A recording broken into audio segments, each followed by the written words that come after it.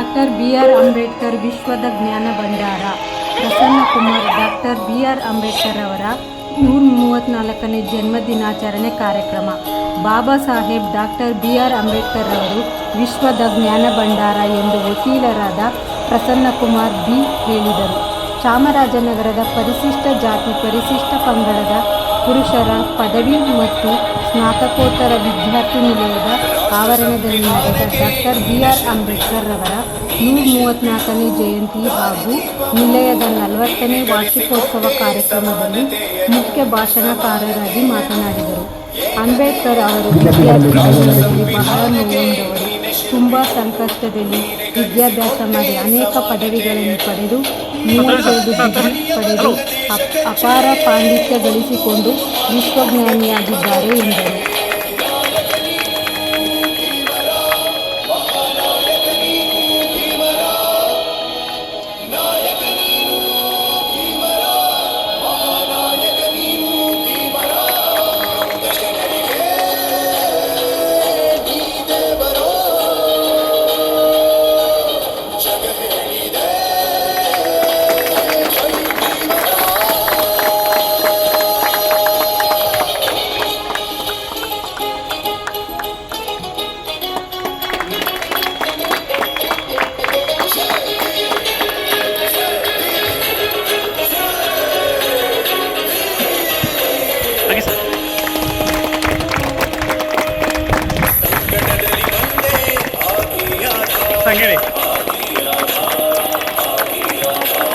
ಜಾತಿ ಪಂಗಡ ಪುರುಷ ಪದವಿ ಸ್ನಾತಕೋತ್ತರ ವಿದ್ಯಾರ್ಥಿ ನಿಲಯದವರು ಹಮ್ಮಿಕೊಂಡಿರ್ತಕ್ಕಂಥ ಗೌರವಾನ್ವಿತ ಡಾಕ್ಟರ್ ಬಿ.ಆರ್. ಅಂಬೇಡ್ಕರ್ ಅವರ 134ನೇ ಜಯಂತಿ ಹಾಗೂ ನಿಲಯದ 40ನೇ ವಾರ್ಷಿಕೋತ್ಸವದ ಈ ಸಭೆಯ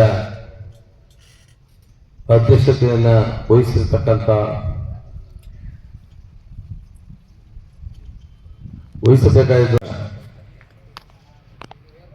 ಇದು ಯಾರಿಂದ ಸಾಬೀತಾಯಿತು ಅಂದ್ರೆ ಈ ದಿನ ನಾವು ಯಾವ ಪೂಜ್ಯನೀಯರ ಒಂದು ಕಾರ್ಯಕ್ರಮವನ್ನು ಮಾಡ್ತಾ ಇದ್ದೇವೆ ಅವರಿಂದ ಆಯಿತು.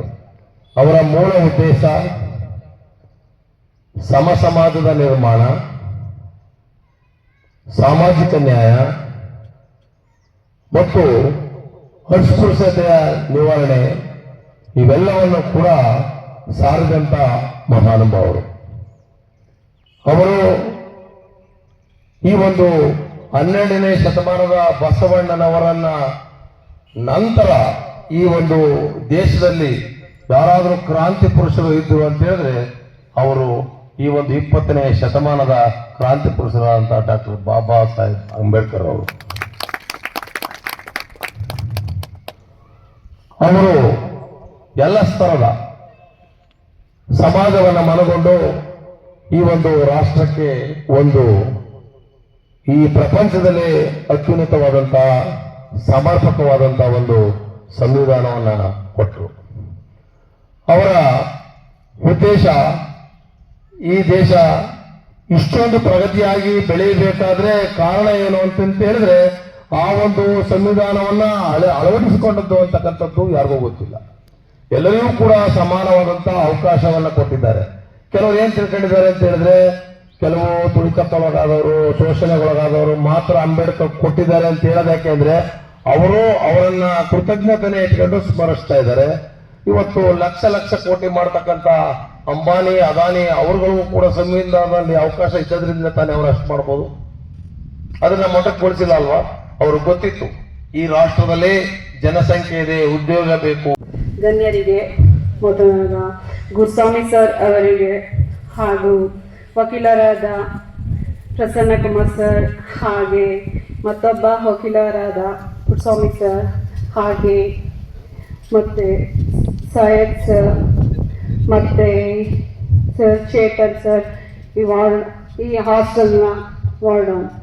ಸೊ ಹಾಗೆ ನನ್ನ ನೆಚ್ಚಿನ ವಿದ್ಯಾರ್ಥಿಗಳೇ ಹಾಗೂ ಮಾಧ್ಯಮದವರೇ ಹಾಗೂ ಈ ಹಾಸ್ಟೆಲ್ನ ಸಿಬ್ಬಂದಿ ವರ್ಗದವರೇ ಎಲ್ರಿಗೂ 134ನೇ ಅಂಬೇಡ್ಕರ್ ಅವರ ಜಯಂತಿಯ ಹಾಗೂ ನಿಲಯದ 40ನೇ ವಾರ್ಷಿಕೋತ್ಸವದ ಶುಭಾಶಯಗಳನ್ನ ಹೇಳ್ತಾ ಇದ್ದೀನಿ. ಇವತ್ತು ನಮಗೆ ತುಂಬಾ ಬೇಜಾರು ಕೂಡ ಆಗ್ತಿದೆ. ಸ್ಟ್ರೆಂತ್ ತುಂಬಾ ಕಮ್ಮಿ ಇದೆ ನನಗೆ, ಯಾಕೆಂದ್ರೆ ತುಂಬಾ ಸಲ ಬಂದಿದ್ದೀನಿ, ತುಂಬಾ ಕ್ರೌಡ್ ಇರ್ತಿತ್ತು, ಒಂಥರ ಜೋಶ್ ಜಾಸ್ತಿ ಇರ್ತಿತ್ತು. ಹಾಗಾಗಿ ತುಂಬಾ ಬೇಜಾರು ಕೂಡ ಆಗ್ತಿದೆ. ನೋಡೋಣ ಮುಂದೆ ದಿನಗಳಲ್ಲಿ ಏನಾಗುತ್ತೆ ಅಂತ. ಹಾಗೆ ಇವತ್ತು ನಮ್ಮ ದೇವರಾದಂಥ ಬಾಬಾ ಸಾಹೇಬ್ ಅಂಬೇಡ್ಕರ್ ಅವರ ಬಗ್ಗೆ ಮಾತಾಡಲಿಕ್ಕೆ ನಮ್ಮೆಲ್ರಿಗೂ ಒಂದು ಅವಕಾಶ ಸಿಕ್ಕಿದೆ. ಇವತ್ತು ನಾವು ಈ ಸ್ಥಾನದಲ್ಲಿ ಇದ್ದೀವಿ ಅಂದ್ರೆ ನಮ್ಮ ದೇವರೇ ಕಾರಣ. ಇವತ್ತು ಹೆಣ್ಮಕ್ಳು ಹೊರಗೆ ಬಂದಿದ್ದಾರೆ ಅಂತಂದ್ರೆ ನಮ್ಮ ಸಾವಿತ್ರಿಬಾಯಿ ಫುಲೆ ಅವರು, ನಮ್ಮ ಅಕ್ಷರ ಅವರು, ಅಂಬೇಡ್ಕರ್ ಅವರು ಹಕ್ಕುಗಳು ಹೆಣ್ಣು ಮಕ್ಕಳಿಗೆ ಸಿಗ್ಬೇಕು ಅಂತ ಅವರು ಹೋರಾಡಿ ನಮ್ಮೆಲ್ರೂ ಇವತ್ತು ಈ ಸ್ಥಾನಕ್ಕೆ ತಂದು ನಿಲ್ಸಿದ್ದಾರೆ. ಇವತ್ತು ನಾವ್ ಏನ್ ಮಾಡ್ಬೇಕು, ನಮ್ಮ ಅಸ್ಪೃಶ್ಯತೆಗೆ ನಾವು ಒಳಗಾಗಿ ನಾವು ಕೈಕಟ್ಟು ಒಂದು ಜಾಗದಲ್ಲಿ ಕೂರ್ತಿದ್ವಿ. ಇವತ್ತು ಅವರು ನಮ್ಮ ಎದ್ದು ನಿಂತು ನಾವು ಎಲ್ಲ ಕಡೆ ಹೋರಾಡಿ ಹಕ್ಕುಗಳನ್ನ ಪಡ್ಲಿಕ್ಕೆ ನಮ್ಗೆ ಅವಕಾಶ ಮಾಡಿಕೊಟ್ಟು ಹೋಗಿರುವಂತ ನಮ್ಮ ದೇವ್ರನ್ನ ನಿರಿಬೇಕು ನಾವು. ಅದಲ್ಲದೆ ನಾವು ಬರೀ ಪೂಜೆ ಮಾಡ್ಕೊಂಡು ಬ್ಯಾಂಡ್ ಸೆಟ್ ಹಾಕೊಂಡು ಮ್ಯೂಸಿಕ್ ಹಾಕೊಂಡು ಡ್ಯಾನ್ಸ್ ಮಾಡ್ಕೊಂಡು ಇದೆಲ್ಲ ಮಾಡೋದಲ್ಲ. ಹಾಗಾಗಿ ದಯವಿಟ್ಟು ಎಲ್ಲ ಸ್ಟೂಡೆಂಟ್ಸ್ ಅಲ್ಲಿ ನಾವು ಕೇಳ್ಕೊಳ್ಳೋದಂದ್ರೆ ಇವತ್ತೇನಂದ್ರೆ ಬ್ಲೂ ಕಲರ್ ಹಾಕೋಬೇಕು. ನಗರಸಭೆ ಸದಸ್ಯರು ಆದಂತ ಶ್ರೀಮತಿ ಕುಮರಾ ಕೇಶವಮೂರ್ತಿರವರೇ, ನಾವೇ ಇಲ್ಲಾದ್ರೂ ಗಡ್ಡ ತೆಗಿಯಲ್ಲ ಅಂದ್ರೆ ನಮ್ಗೆ ಯಾವ ರೀತಿಯ ಆದರ್ಶಗಳು ಮೈಗೂಡ್ತವೆ? ಬೇಜಾರು ಮಾಡ್ಕೊಂಡ್ಬಿಟ್ರಿ. ನಿಮ್ಮಲ್ಲಿ ಸಮಾಜಕ್ಕೆ ಮಾದರಿಯ ರೀತಿ ನೀತಿಗಳು ಕಾಣಬೇಕು. You has to acquire the good knowledge to deliberate to our community ಅಲ್ವಾ? ನಾವು ಪದವೀಧರ, ಈಗ ಬಾಬಾ ಸಾಹೇಬ್ ಅಂಬೇಡ್ಕರ್ ಅವರು ಪದವಿ ಮುಗಿಸಿಬಿಟ್ಟನೆ ಅವ್ರಿಗೆಲ್ಲ ಅಪರ್ಚುನಿಟಿ ಸಿಕ್ತು. ನಾವುಗಳು ಪದವೀಧರರಾಗಬೇಕು ಅಂತಂದ್ರೆ ನಮ್ಮದೇ ಆದ ಶಿಕ್ಷಣವನ್ನು ಮೈಗೂಡಿಸ್ಕೋಬೇಕು ಅಂದ್ರೆ ಮೊದಲು ನಾನು ಶಿಸ್ತಿನಿಂದ ಇರಬೇಕು. ನಾನು ಹಾಕ್ತಕ್ಕಂಥ ಫಾರ್ಮಲ್ ಶರ್ಟ್ ಶೂ ನೋಡಿದವರು ನಮ್ಮೆಲ್ಲ ಕೈ ಮುಗಿತಕ್ಕಂಥ ಗುಣಮಟ್ಟ ನಮ್ಮಲ್ಲಿ ಬರಬೇಕು ಅನ್ನೋದು ಇರಬೇಕು. ಸಾಮಾನ್ಯ ಇಲ್ಲಿ ಒಂದು 50-60 ಜನ ವಿದ್ಯಾರ್ಥಿಗಳಿದ್ದೀವಿ. ಎಷ್ಟು ಜನ ನಾವು ಶಿಸ್ತಿನಿಂದಿದ್ದೀವಿ? ಅದು ಇವತ್ತು ಬಾಬಾ ಸಾಹೇಬ್ ಅಂಬೇಡ್ಕರ್ ಅವರ ದಿನಾಚರಣೆ.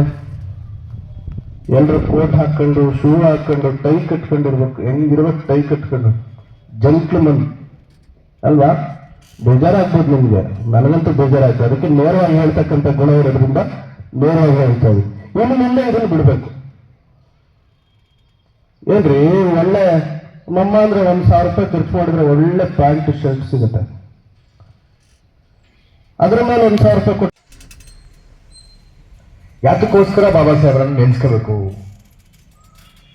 ಅಂತಕ್ಕಂಥದ್ದು. ಬಾಬಾ ಸಾಹೇಬರ ಒಂದು ಸಾಮಾಜಿಕ ಪರಿಕಲ್ಪನೆ ಏನಿದೆ ಅದು ಭಾರತ ದೇಶಕ್ಕೆ ಎಷ್ಟು ಮಟ್ಟಿಗೆ ಪರಿಣಾಮ ಬೀರಿದೆ ಅಂತಕ್ಕಂಥದ್ದನ್ನು ನಾವು ನೋಡಬೇಕಾಗಿದೆ. ಡಾಕ್ಟರ್ ಬಾಬಾ ಸಾಹೇಬ್ ಅಂಬೇಡ್ಕರ್ ಅವರು 1891 ಏಪ್ರಿಲ್ 14ರಂದು ಜನ್ಮ ತಾಳ್ತಾರೆ. ಬಾಬಾ ಸಾಹೇಬರ ಜನ್ಮ ತಾಳಿದ ದಿನ ಏನಿದೆ ಆ ದಿನ ಭಾರತ ದೇಶಕ್ಕೂ ಒಂದು ಜನ್ಮ ನೀಡಿದ ದಿನ ಅಂತಕ್ಕಂಥ ಹೇಳಕ್ಕೆ ನಾನು ಇಚ್ಛೆ ಪಡ್ತೇನೆ. ಯಾಕೆಂದ್ರೆ ಬಾಬಾ ಸಾಹೇಬ್ ಅಂಬೇಡ್ಕರ್ ಅವರು ಹುಟ್ಟಿಲ್ಲ ಅಂದ್ರೆ ನಮ್ಮೆಲ್ಲರ ಸ್ಥಿತಿಗತಿಗಳು ಏನಾಗ್ತಾ ಇತ್ತು, ನಮ್ಮೆಲ್ಲರ ಜೀವನ ಏನಾಗ್ತಾ ಇತ್ತು ಅಂತ ನೋಡ್ತೇವೆ. ಈ ದಿನ ಪ್ರಸನ್ನ ಕುಮಾರ್ ಅವರು ನಾವು suit boot coat note vote ಇದೆಲ್ಲ ನಾವು ಅನುಭವಿಸ್ತಾ ಇದ್ದೀವಿ.